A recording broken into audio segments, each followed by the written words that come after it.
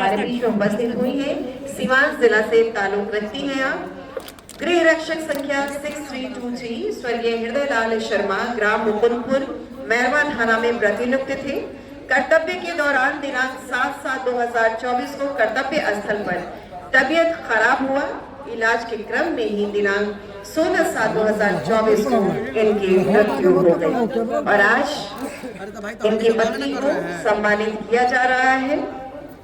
4 लाख का चेक साथ ही साथ अंग वस्त्र से सम्मान इनका किया जा रहा है और आपकी ओर से जोरदार ताली होनी चाहिए इस सम्मान के लिए।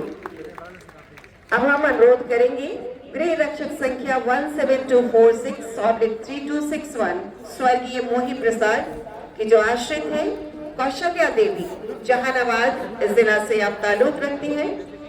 गृह रक्षक संख्या 17246/3261 स्वर्गीय मोही प्रसाद ग्राम शेखपुरा विधि व्यवस्था ड्यूटी में प्रतिनियुक्त थे। कर्तव्य के दौरान अचानक तबियत खराब हुई। इलाज के क्रम में ही दिनांक 11/9/2024 को इनकी मृत्यु हो गई।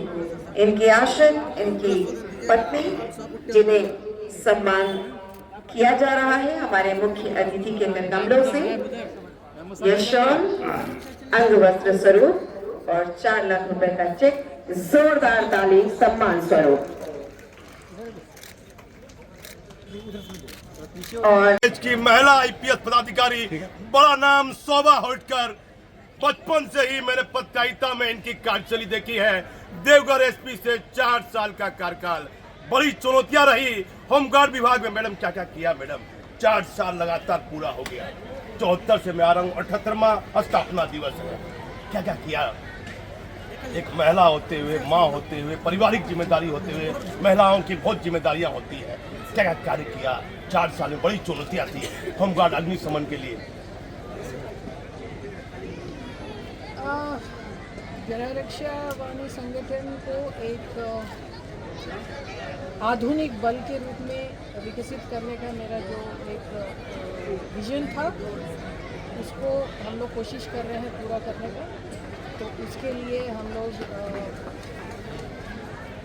बहुत ही टफ ट्रेनिंग दे करके प्रशिक्षण के माध्यम से हम लोग कोशिश कर रहे हैं कि ये संगठन एक आधुनिक बल के रूप में विकसित हो और ऐसा हो भी रहा है। जो बल की कमी थी, गृह रक्षकों की कमी थी, उसको पूरा करने का मैंने जब पदभार ग्रहण किया था क्या क्या चुनौतियां थी, क्या कमी थी, महिलाएं की संख्या कितनी थी, क्या क्या कमियां होमगार्ड में पाई, अग्निशमन में इतनी बड़ी बड़ी आग लगी। आपके पदभार ग्रहण करने के बाद बड़ा कंट्रोल किया गया, बड़ी जो लापरवाही देखी जा रही थी, राज्य सरकार का भी नाम आपने ऊंचा करने का काम किया है। क्या कहिए?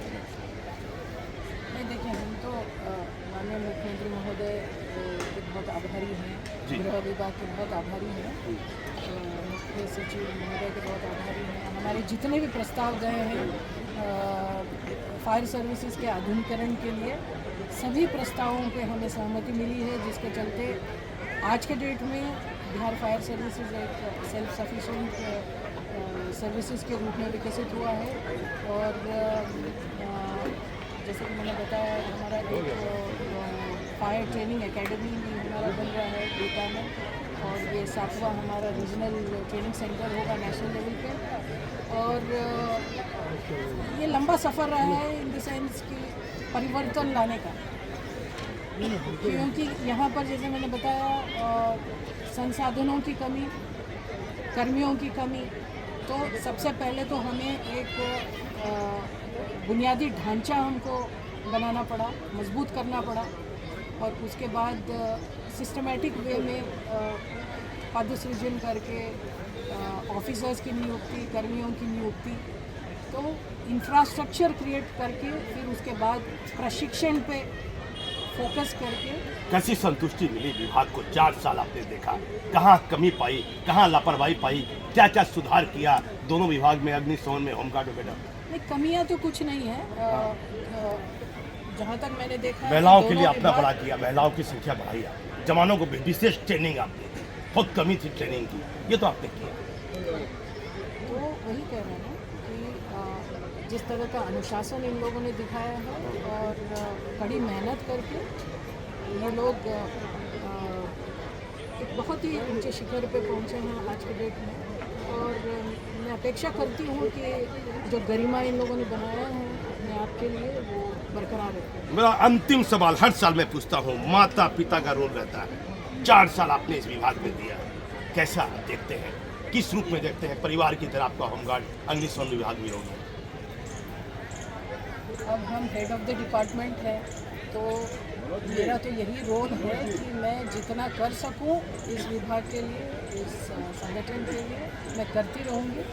और मैं अपेक्षा करती हूं कि देखिए, कोशिश जब हम करते हैं as the head of the department, उसी तरह का रेस्पॉन्स भी हमको मिलना चाहिए जो मुझे मिला। तो इन लोगों ने जो एक संगठन के रूप में अपने आप को बदलने का इन लोगों ने जो प्रयास किया है, इसके लिए सारा क्रेडिट इन्हें भी जाता है, संगठन के लोगों को। राज्य सरकार की भूमिका बहुत बेहतर बताइए, आपने गृह विभाग को बधाई दिया। मैंने माननीय मुख्यमंत्री महोदय को भी और गृह विभाग को भी, मुख्य सचिव महोदय को भी, सबको मैं मन से अपना आभार व्यक्त करना चाहती हूँ, क्योंकि उनके सपोर्ट के बगैर ये कुछ भी पॉसिबल नहीं। माता पिता की याद आती है, इतना बड़ा माँ बाप के आशीर्वाद के बिना संभव नहीं। माता पिता के आशीर्वाद से ही मैं इस नौकरी में आई हूँ, और उन्हीं के आशीर्वाद की वजह से मैं पूरी आज के दिन करती हूँ। और भी कुछ तमन्ना इस विभाग के लिए करने की जो अधूरी है आपके मन में? अभी बहुत कुछ करना है, और निरंतर सुधार लाने की आवश्यकता है, और वो हम करते हैं। अनिल पांडे हुआ करते थे डीजी, उन्होंने मुझे कहा था महिला का रोल माँ का भी होता है, बेटी का भी होता है। 4 सालों के दौरान जो चुनौतियां थी, जो काम एक महिला आईपीएस पदाधिकारी ने किया, विभाग का ही नहीं, बिहार का ही नहीं, पूरे देश का इन्होंने गौरव बढ़ाने का काम किया है। मैं देवघर एसपी के समय से देख रहा हूँ, और 4था साल में हर साल प्रेजेंट रहता हूँ बीटा में। बड़ा ठंड का ये मौसम रहता है, बड़ी चुनौतियां है रही। मैडम, चुनौतियां को कैसे लिया आपने? कहीं कमी पाई, कहीं लापरवाही पाई? गाड़ी शैली को लेकर भी नाराज रहते हैं, क्योंकि आपका तो कड़क मिजाज रहा है शुरू से। इस पर मुझे बताइए बार बार। एक चुनौतियां तो काफ़ी थी, काफ़ी चुनौतियां थी। जैसे मैंने आपको कहा कि एक परसिवियरेंस की ज़रूरत थी और एक विजन की ज़रूरत थी।